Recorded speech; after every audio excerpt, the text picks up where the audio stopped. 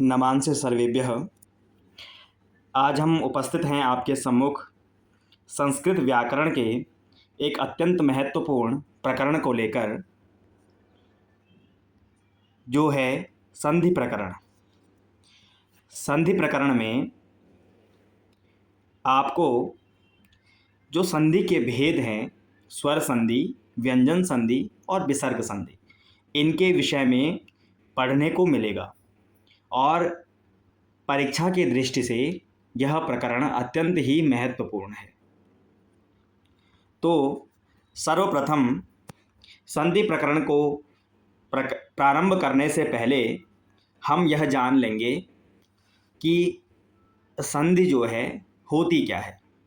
तो सामान्य भाषा में यदि हम कहें, संधि का अर्थ है जोड़ना। अब दो जोड़ेंगे किनको? दो पदों को, दो शब्दों को। तो जब हम उन दो शब्दों को जोड़ेंगे, यानी एक शब्द यहाँ होगा और एक शब्द यहाँ होगा, इन दोनों शब्दों को जब जोड़ा जाएगा तो इसका एक कोई निश्चित नियम होगा, जिस नियम के अनुसार वो दोनों शब्द जुड़ेंगे और एक नए अर्थ को प्रदान करेंगे। यानी सभी शब्दों को हम नहीं जोड़ सकते, और जिन शब्दों को जोड़ सकते हैं उनके लिए एक निश्चित नियम लागू किया गया है।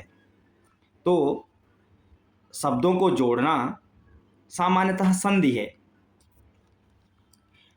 अब संधि को करने से पहले हम यह जान लेंगे कि जो ये पहला शब्द है, इसको प्रथम पूर्व पद या प्रथम पद कहा जाता है, और यह है उत्तर पद और या दूसरा पद। तो दो पद इसमें प्रमुख होते हैं, पूर्व पद और उत्तर पद। इन दोनों पदों को मिलाने पर संधि होती है, अर्थात एक शब्द बन जाता है। तो आइए चलते हैं संधि प्रकरण की ओर। संधि को जानने के लिए हमने संधि के 3 प्रकार अलग अलग कर दिए हैं। जो पहला संधि है स्वर संधि, दूसरी संधि है व्यंजन संधि, और तीसरी जो संधि है वह है विसर्ग संधि। अर्थात संधि के 3 प्रकार हैं, जिसमें पहला प्रकार स्वर संधि का है, दूसरा प्रकार व्यंजन संधि का है, तीसरा प्रकार विसर्ग संधि का है। अब साथियों, इन संधियों के बीच भी इनके अंतर्गत अनेक संधियां समाहित हैं। जैसे स्वर संधि के अंतर्गत 8 प्रमुख संधियां हैं, ऐसे ही व्यंजन संधि के अंतर्गत अनेक संधियां समाहित हैं, ऐसे ही विसर्ग संधि के अंतर्गत भी। परंतु प्रमुखतया इनको स्वर संधि, व्यंजन संधि और विसर्ग संधि 3 विभागों में बांटा गया है। अब हम सर्वप्रथम स्वर संधि की बात करेंगे, जिसमें स्वर संधि के भेदों की ओर हम दृष्टि डालेंगे और उनके विषय में, उनके नियम के विषय में चर्चा करेंगे। तो आइए देखते हैं स्वर संधि के कौन से भेद हैं। स्वर संधि का प्रथम जो भेद है वह है दीर्घ संधि। इस दीर्घ संधि के लिए पाणिनि का जो सूत्र है वह है अकः सवर्णे दीर्घः। यह सूत्र है। आप जानते हैं कि जो संस्कृत भाषा है उसका लौकिक और वैदिक 2 प्रकार का व्याकरण है। तो वेदों को जानने के लिए वैदिक व्याकरण की आवश्यकता है, और लौकिक संस्कृत को जानने के लिए पाणिनि व्याकरण की आवश्यकता होती है। तो जो लौकिक साहित्य है उसके लिए पाणिनि व्याकरण प्रमुख है। तो पाणिनि व्याकरण के अनुसार जो दीर्घ संधि है उसके लिए एक नियम दिया, अकः सवर्णे दीर्घः। अब सर्वप्रथम छात्रों, आपको यह सूत्र समझना होगा कि अकः सवर्णे दीर्घः क्या है। यदि आप सूत्र को सरलता से समझ गए तो आप इस संधि को कभी नहीं भूलेंगे। आप इसके नियम को भी और इसके उदाहरणों को भी बहुत ही सरलता से समझ पाएंगे और आगे भविष्य में भी पहचान पाएंगे। अब देखिए, एक बार हम सूत्र पर चर्चा करते हैं कि अकः सवर्णे दीर्घः, कि जो अक है प्रत्याहार, है ना। पाणिनि के द्वारा सामान्यतः जो 42 प्रत्याहार हैं, उन 42 प्रत्याहारों में अक एक प्रत्याहार है, जिसके अंतर्गत वर्ण आते हैं अ, ई, उ, री और लृ। अ, ई, उ, री, लृ, ये पांचों वर्ण अक प्रत्याहार के अंतर्गत आते हैं। आपको इन पांचों वर्णों को ध्यान में सही से बिठाना है कि ये पांचों वर्ण दीर्घ संधि के लिए महत्वपूर्ण है। अ, ई, उ, री, लृ। अब हमने अक को तो जान लिया कि अक प्रत्याहार में ये पांचों वर्ण आते हैं। अब हमारे पास दो शब्द बचे, सवर्णे और दीर्घः। तो कहा इन अक के स्थान पर सवर्ण वर्ण परे होने पर। अब सवर्ण वर्ण क्या है? सवर्ण का अर्थात है जो वर्ण इन्हीं के समान है, अर्थात जो अ वर्ण है तो अ की तरह कौन है? अ है अथवा आ है, इसी के परिवार का है। अगर ई है तो ई के परिवार का कौन है? छोटी ई है अथवा बड़ी ई है। ऐसे ही ऊ के परिवार का छोटा ऊ अथवा बड़ा ऊ, और री के परिवार का कौन है? छोटा री अथवा बड़ा री, है ना। तो इस प्रकार से कहा कि अक प्रत्याहार से परे, अक में अ, ई, उ, री, लृ, इनके बाद यदि सवर्ण वर्ण होगा, सवर्ण यानी अ के साथ, अ के बाद यदि अ या आ होगा, ई के बाद छोटी ई या बड़ी ई होगी, उन्हीं की तरह समान वर्ण होंगे, तो इनको मिलकर के क्या हो जाएगा? दीर्घ हो जाएगा, अर्थात उसका ही बड़ा रूप। जैसे अ और आ का बड़ा रूप क्या है? आ। छोटी ई बड़ी ई को मिलकर के बड़ी ई ही हो जाएगी, छोटा ऊ बड़ा ऊ मिलकर के बड़ा ऊ, और छोटा री बड़ा री मिलके बड़ा री बन जाए। तो ये दीर्घ रूप हो गया। उसका जो बड़ा रूप है उसको वह धारण कर लेगा कब? जब इन पांचों से परे इनके ही परिवार के वर्ण होंगे, तो वह दीर्घ हो जाएगा। यह है सूत्र का अर्थ। अकः सवर्णे दीर्घः, दीर्घ संधि का सूत्र है। अब हम ये तो थोड़ा शास्त्रीय दृष्टि से हमने इसको देखा पाणिनि व्याकरण के अनुसार, क्योंकि छात्रों अधिकांशतः हम सरलता के हिसाब से देखें अथवा जल्दी के लिए जो जल्दी जल्दी देखते हैं कि हम केवल परीक्षा के लिए इसको परीक्षा पास कर दें, इस दृष्टि से हम बहुत से ट्रिक वाले प्रश्न तो करते हैं, परंतु वह एकदम जल्दी में जो सीखा गया ज्ञान होता है, कई बार वह आगे आने वाले समय में हम वास्तविक समय पर हमारे काम नहीं आता। इसलिए मैं आपको ये सलाह देता हूँ कि संस्कृत को यदि आप पढ़ते हैं तो सरलता बहुत अच्छी बात है, सरलता से समझिए, परंतु साथ साथ में आपको जो उसका सूत्र है, उसका शास्त्रीय जो भाषा है, उसके तरीके से भी आपको समझना चाहिए, तो वह आपके जीवन के लिए आगे भी सदैव हितकारी होगा। तो हमने यह सूत्र देखा, अकः सवर्णे दीर्घः। अब हम इसको सरलता से समझते हैं कि उदाहरण में यह कैसे अप्लाई होगा। अब हमने देखा कि जो इधर जो अक्षर हैं ये सारे अक हैं। इसमें छात्रों एक जो लृ वर्ण है उसके अधिकांश प्रयोग देखे नहीं जाते हैं, इसलिए उसका उदाहरण हमने यहाँ पर लिया नहीं है, केवल 4 वर्णों को लिया है, अ, ई, उ और री। ये अक हैं। अब इनसे परे कौन हो गया? सवर्ण, उन्हीं के परिवार का हो गया, यानी अ और आ के परिवार का सदस्य अ और आ ही है ना, समान वर्ण है। ई और बड़ी ई के परिवार का सेम वही है। तो यदि अक से परे सवर्ण होंगे उन्हीं के समान वर्ण, तो उनको दीर्घ हो जाएगा, यानी छोटे री और बड़े री को दीर्घ क्या होगा? बड़ा री। छोटे ऊ बड़े ऊ को दीर्घ क्या होगा? बड़ा ऊ। तो उनको दीर्घ हो जाएगा। आप उदाहरण के हिसाब से समझ सकते हैं। अब चलते हैं, इसको एक बार समझ लेते हैं। देखिए, पहले कहा कि अ अथवा आ के बाद जब अ अथवा आ होगा, समान वर्ण है, तो उसको क्या हो जाएगा, आ ही होगा। आपको यह ध्यान में रख लेना है। यदि ई अथवा ई के बाद ई अथवा ई होगा तो उसको बड़ा ई हो जाएगा। छोटे ऊ अथवा बड़े ऊ के बाद इसी का सवर्णी छोटा ऊ या बड़ा ऊ होगा तो उसको दीर्घ रूप बड़ा ऊ हो जाएगा। और छोटे री और बड़े री के बाद यदि इसी का सवर्ण छोटा री अथवा बड़ा री होगा तो उसको बड़ा ही री हो जाएगा।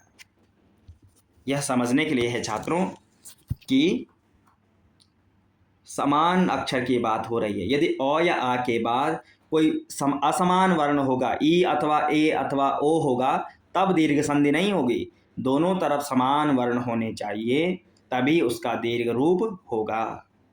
तो ये नियम हमने समझ लिया। अब हम इनके कुछ उदाहरणों की ओर चलते हैं कि इनके उदाहरण क्या हैं। आइए, पहले हमने देखा पुस्तक धन आलय बराबर हुआ पुस्तकालय, है ना, पुस्तकालय लाइब्रेरी। अब देखिए कैसे दीर्घ संधि घटित हो रही है।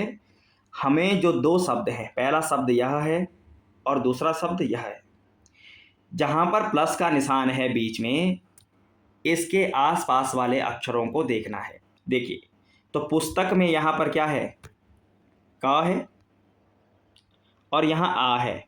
अब क में पहले ये देखिए कि किसी की मात्रा है अथवा नहीं है। तो क में किसकी मात्रा है, अ की मात्रा है, और उधर क्या है, आ है। प्रथम शब्द के अंतिम वर्ण में हमें स्वर देखना है, कौन सा स्वर है, क्योंकि स्वर संधि है तो दोनों तरफ क्या होंगे, स्वर होंगे। यदि एक तरफ भी स्वर नहीं होगा तो स्वर संधि होगी ही नहीं। इसीलिए इसका नाम स्वर संधि है, क्योंकि यह स्वरों के बीच में होने वाली है। तो क में हमें अ मिला और इधर आ है। हमने नियम पढ़ा था कि अ धन आ बराबर क्या हो जाएगा, आ हो जाएगा। तो ये जो आ है, ये आ किस में मिल जाएगा, अब ये क और आ मिल करके क्या होगी, का हो गया, है ना। तो पुस्तकालय, देखिए बीच में आ गया यहाँ पे। उसी प्रकार से दूसरा उदाहरण हिमधन आलय हिमालय, हिमालय पर्वत। तो म में फिर क्या है, अ, उधर आ, बराबर क्या हो गया, आ हो गया। तो इस आलय का जो आ है ये म में जुड़ गया और दोनों ने मिल के शब्द बनाया हिमालय।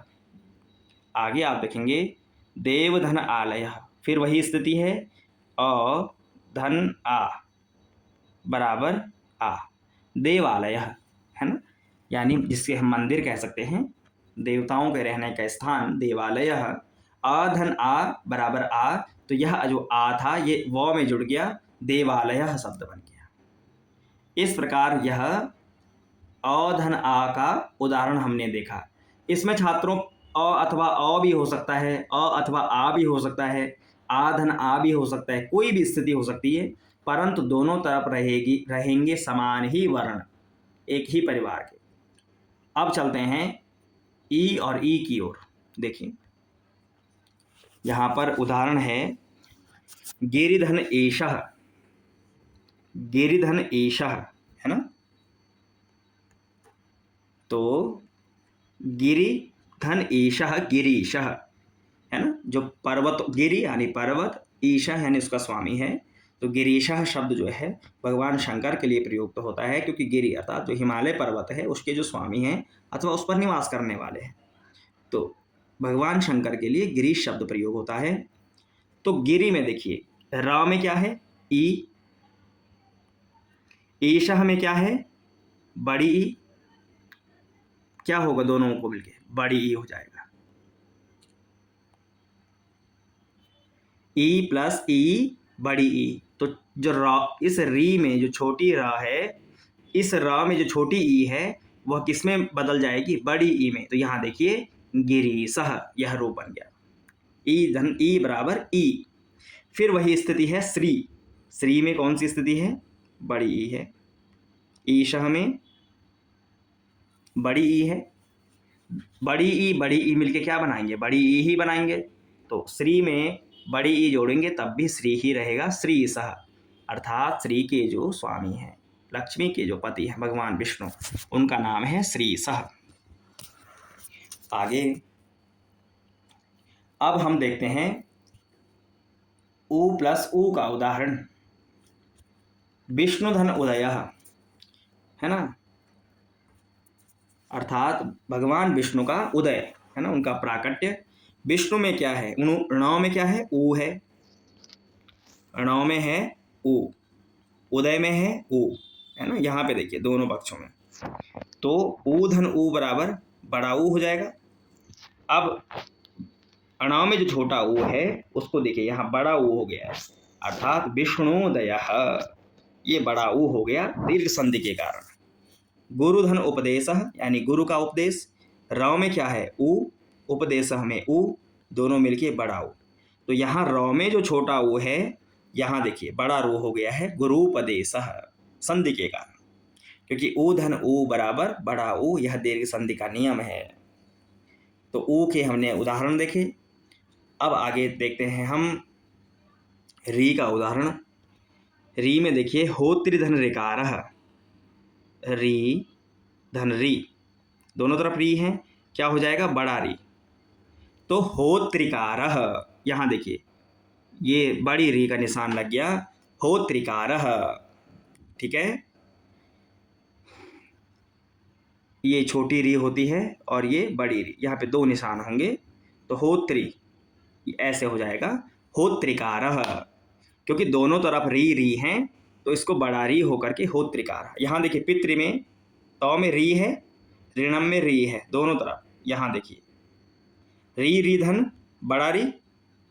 तो इस पितृ का जो छोटा री है इसको बड़ा री हो जाएगा पितृ ऋणम, अर्थात पिता का ऋण। तो तौ में देखिए बड़ी री लग गई है ऐसे, पितृणम, दोनों तरफ री होने से बड़ी री हो गई। तो छात्रों यह जो है दीर्घ संधि का आपने उदाहरण देखा। संधि को करने के लिए आप पहले दोनों अक्षरों को दोनों पदों को एक बार देख लीजिए। एक पहला पूर्व पद होता है और दूसरा उत्तर पद होता है।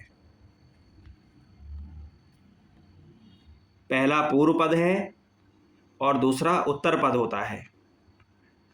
पूर्व पद में जैसे मैंने कहा राम धन आशय, तो ये पूर्व पद में जो अंतिम अक्षर है कौन है, म। इस म में कौन सी स्वर है, इसमें अ स्वर है, इसको देखिए। और उत्तर पद का पहला कौन सा स्वर है, आ है। स्वर इसलिए देखना है क्योंकि दीर्घ संधि स्वर संधि का भेद है और इसके लिए दोनों तरफ स्वर होने आवश्यक हैं। तो म में अ है, आशय में आ है, और अ और आ को मिलके क्या बनता है, आ बनता है, दीर्घ संधि का नियम है। बाकी हमें अन्य अक्षरों से कोई यहाँ पर मतलब नहीं है। रा में क्या है, श, य में क्या है,